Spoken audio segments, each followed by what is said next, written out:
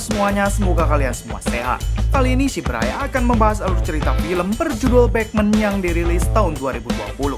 Film ini hampir mirip dengan John Wick atau Duncan, yaitu bercerita tentang seorang pembunuh bayaran yang sudah insaf bahkan menjadi pelayan gereja. Namun suatu ketika ia harus kembali menjadi brutal.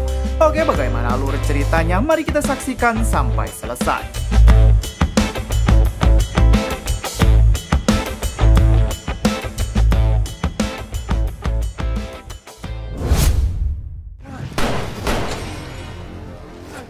Di awal film diperlihatkan dua orang pembunuh bayaran yang sedang bertarung. Salah satu dari mereka bernama Batman. Diketahui Batman ini sangat ingin meninggalkan pekerjaannya. Namun untuk itu ia harus bertarung dengan temannya sendiri yang juga merupakan seorang pembunuh bayaran paling disegani di organisasinya.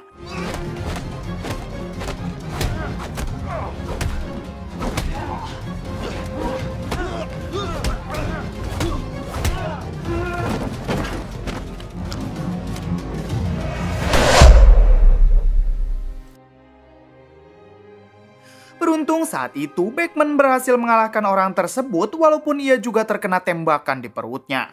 Tak lama terdengar suara sirine polisi berdatangan. Batman pun bergegas pergi dari tempat tersebut. Hingga pada akhirnya Batman memutuskan datang ke sebuah gereja. Si pendeta yang melihat Batman terluka tanpa pikir panjang ia pun langsung mengobatinya. Singkat cerita, Batman sudah kembali pulih dan sekarang ia akan mendedikasikan hidupnya untuk gereja. Si pendeta yang melihat perubahan Batman, ia merasa sangat senang. Hingga suatu hari si pendeta jatuh sakit. Di sini si pendeta bercerita kalau dulunya ia juga adalah seorang pembunuh bayaran yang sangat kejam. Hingga suatu ketika ia memilih insaf sampai menjadi pendeta di gereja ini. Si pendeta yang merasa hidupnya tidak akan lama lagi, ia meminta Batman untuk melanjutkan dirinya sebagai pelayan umat. Esok harinya, si pendeta itu pun meninggal dan Batman akan menjadi penggantinya. Singkat cerita, Batman kini menjadi seorang penceramah di gereja pada setiap hari Minggu.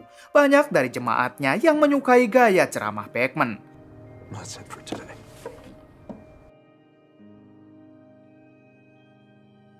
Malam harinya, ketika Batman berbincang dengan sekretaris gereja, tiba-tiba ada suara yang meminta tolong. Ketika dicek, ternyata itu adalah seorang gadis bernama Tabitha. Tabitha nampak ketakutan dan meminta tolong kepada Batman agar ia mau diterima di gereja ini. Ketika Batman bertanya apa yang menyebabkan Tabitha ketakutan, ia enggan menceritakannya karena Tabitha ingin segera melupakan kejadian tersebut. Akhirnya Batman pun menerima Tabitha tanpa tahu masalah apa yang barusan menimpanya.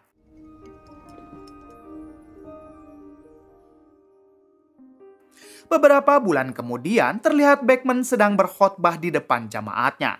Kemudian disusul dengan Tabitha yang menghibur para jemaat yang ada di sana. Diketahui Tabitha sekarang menjadi anak angkat Batman dan juga tinggal di gereja tersebut. Saat Tabitha sedang tampil, salah satu jemaat yang bernama Tommy merekamnya dengan ponsel dan akan diupload di sosial media. Yang mana hal tersebut adalah awal dari malapetaka itu terjadi. Malam harinya terlihat mereka sedang bersantai bersama ibu sekretaris gereja. Namun tiba-tiba sekelompok mafia bersenjata datang dengan membawa paksa Tommy, yaitu orang yang tadi pagi merekam Tabitha. Ketua mafia itu bernama Resdo, ini orangnya. Diketahui mereka adalah sekelompok mafia yang menjalankan bisnis penjualan manusia dan Tabitha adalah salah satu korban mereka yang berhasil melarikan diri. Di sini Resdo memaksa Tabitha untuk ikut kembali kepadanya. Bahkan salah satu anak buah Resdo menghajar si sekretaris sampai koin. Ketika mereka hendak pergi, salah satu anak buah Resdo menghajar kepala Batman sampai pingsan. Let me go! Don't give me. Esok harinya di dalam gereja, Tommy meminta maaf kepada Batman karena ulahnya mengupload video Tabitha membuat kekacauan ini terjadi. Setelah itu, Batman terpaksa menghubungi organisasi tempat ia dulu bekerja, yaitu untuk mencari informasi mengenai para mafia itu serta meminta persenjataan. Siang harinya, setelah mendapatkan senjata dan info mengenai salah satu anak buah Resdo, Batman pun segera bergegas mendatanginya.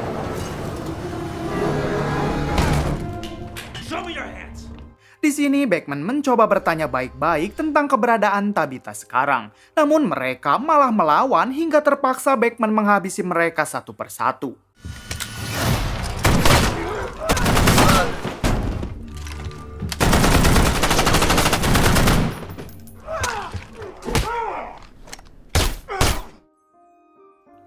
Setelah itu, Beckman mengambil ponsel milik salah satu dari mereka untuk mencari petunjuk. Hingga tak lama terdengar suara rintihan yang ternyata suara itu dari salah satu korban yang sedang disekap di tempat tersebut. Saat itu juga Beckman menghubungi polisi untuk meminta bantuan melalui ponselnya. Lalu ia bergegas pergi untuk terus mencari keberadaan Tabitha.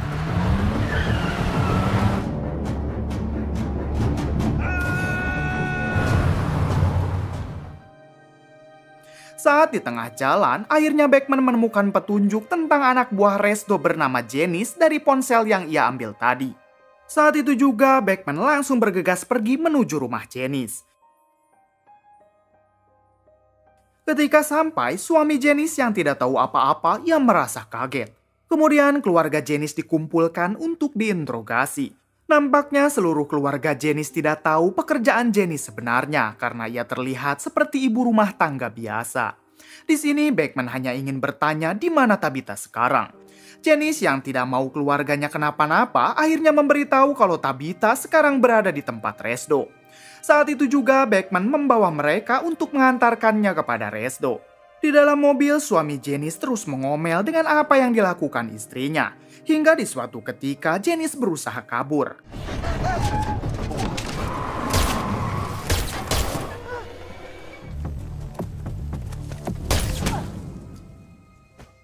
Beruntung Beckman mampu melumpuhkan Janice dengan tembakannya. Hingga ketika Beckman mencoba mengambil ponsel Janice, tiba-tiba Janice menyerangnya. Saat tersadar, Beckman sudah berada di sebuah ruang bawah tanah dengan keadaan kaki dan tangan terikat. Di sana juga terlihat ada dua orang wanita yang sedang disekap. Salah satu wanita itu bernama No. Tak lama, Janice pun datang menghampiri Beckman untuk menyiksanya. Namun tiba-tiba...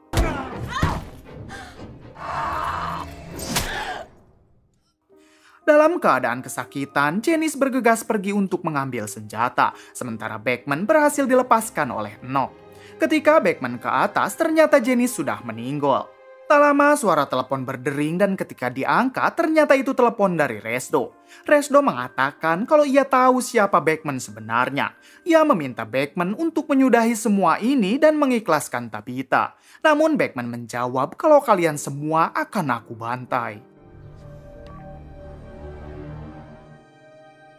Kemudian Beckman menyuruh Enoch segera menghubungi polisi untuk meminta bantuan karena dirinya akan kembali pergi untuk mencari anak angkatnya.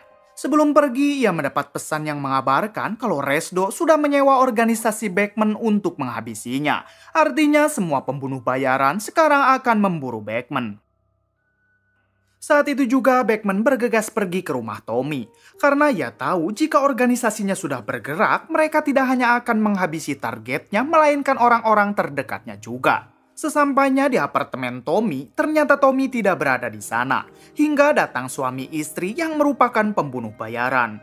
Setelah memberondong Beckman, mereka pun masuk ke dalam untuk segera menghabisinya.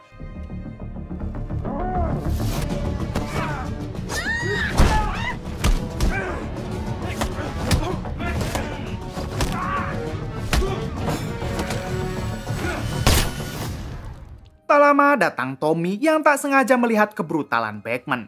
Tommy sangat kaget karena Beckman yang ia sangka pendeta yang alim ternyata sangat membrutalkan. Saat itu juga Tommy memilih berlari menghindari Beckman. Ketika hendak pergi, ternyata Beckman mengejar Tommy dengan mobilnya. Ia mengatakan jika Tommy tidak mau ikut dengannya, sudah dipastikan ia akan tewas di tangan pembunuh bayaran. Akhirnya Tommy pun mau ikut bersama Beckman. Ketika Beckman berhenti di lampu merah bebas, ia saling menatap dengan pembunuh bayaran lain yang pasti sedang mengincarnya. Tommy yang juga mengetahui hal itu, ia meminta Beckman untuk segera kabur. Namun Beckman mengatakan hal tersebut hanya sia-sia selain melawannya. Ketika ada kesempatan, Beckman menyuruh Tommy untuk segera bersembunyi, sementara dirinya akan melawan pembunuh bayaran tersebut. Diketahui orang ini bernama Nakamoto. Ketika di dalam, Nakamoto dan Beckman saling beradu tembak.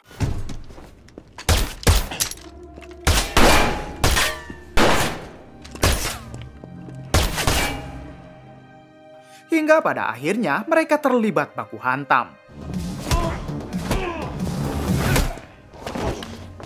Sayangnya, Beckman yang sudah sangat lelah akibat pertarungan sebelum-sebelumnya, ia pun berhasil dikalahkan. Melihat Beckman yang sudah penuh luka, Nakamoto mengatakan kalau pertarungan ini tidak seimbang. Padahal Nakamoto sangat ingin bertarung dengan Beckman dalam keadaan seimbang. Mengingat Beckman adalah salah satu pembunuh bayaran paling populer di organisasinya dan tak pernah meleset dalam misi. Di sini Nakamoto ternyata tidak berniat menghabisi Beckman karena ia punya prinsip hanya mau membunuh orang yang dianggapnya jahat, bukan orang yang sudah insaf seperti Beckman. Nakamoto juga mengatakan kalau ia sudah cukup puas ketika dirinya berhasil mengalahkan Beckman.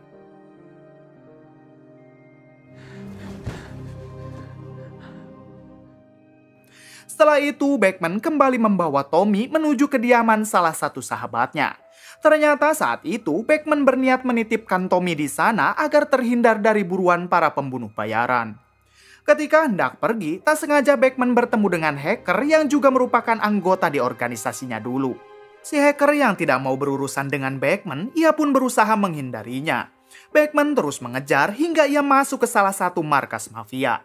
Si ketua mafia yang tahu kepala Beckman dihargai sangat mahal, ia pun menyuruh semua anak buahnya untuk menghabisi Beckman.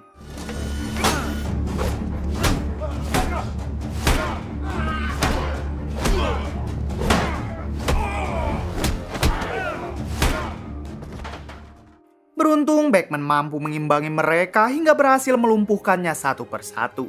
Tak lama kemudian, si hacker keluar karena ia tahu dirinya tidak akan bisa lari dari kejaran Beckman.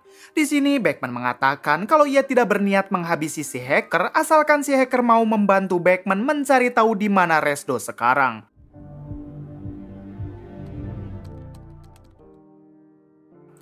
Setelah cukup lama mencari, si hacker mengatakan kalau ia tidak berhasil menemukan di mana Resdo.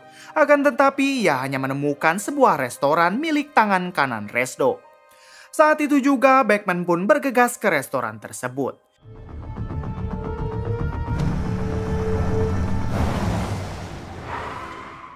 Ketika sampai, ia langsung menghabisi penjaga yang ada di luar. What do you want to do, you Beckman? Setelah itu, Beckman masuk untuk menemui tangan kanan Resdo. Si tangan kanan yang tidak mau tamu pentingnya terganggu, ia mengajak Beckman berbicara baik-baik di ruangan kerjanya. Terlihat di sana ada seorang wanita yang sudah dijadikan wanita malam oleh kelompok mereka. Di sini si tangan kanan yang sudah tahu reputasi Beckman seperti apa, ia pun langsung mengatakan keberadaan Tabitha dan Resdo saat ini. Awalnya Beckman mau melepaskan orang tersebut. Namun ketika melihat daftar wanita malam, di sana terpampang foto Tabitha yang akan mereka jadikan sebagai penghibur. Saat itu juga Beckman marah dan langsung menghabisinya. Stop, just stop!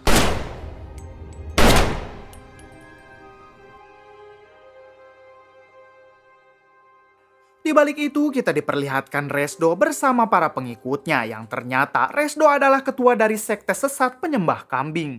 Ia kerap kali menjadikan wanita yang diculiknya untuk dijadikan persembahan. Tak lama dari itu datanglah Beckman sambil menodongkan senjata. Di sini Resdo memohon sambil menghasut agar Beckman tidak menghabisinya. Ia juga mengatakan kalau Tabitha anak angkatnya mungkin masih hidup dan sekarang berada di sebuah tong di peternakan kuda. Akhirnya Beckman memilih segera menyelamatkan Tabitha dan membiarkan Resdo hidup.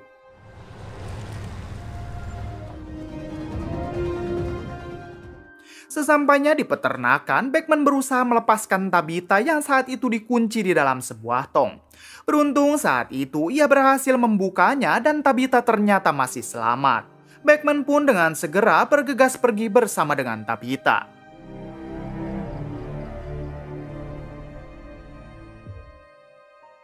Di sisi lain, Resdo yang sedang melanjutkan penyembahannya tiba-tiba didatangi oleh seseorang yang kemudian langsung menghabisinya. Ternyata orang tersebut adalah Nakamoto yang diperintah oleh seseorang entah siapa untuk menghabisi Resdo. It's done. Tamat. Bagaimana menurut kalian?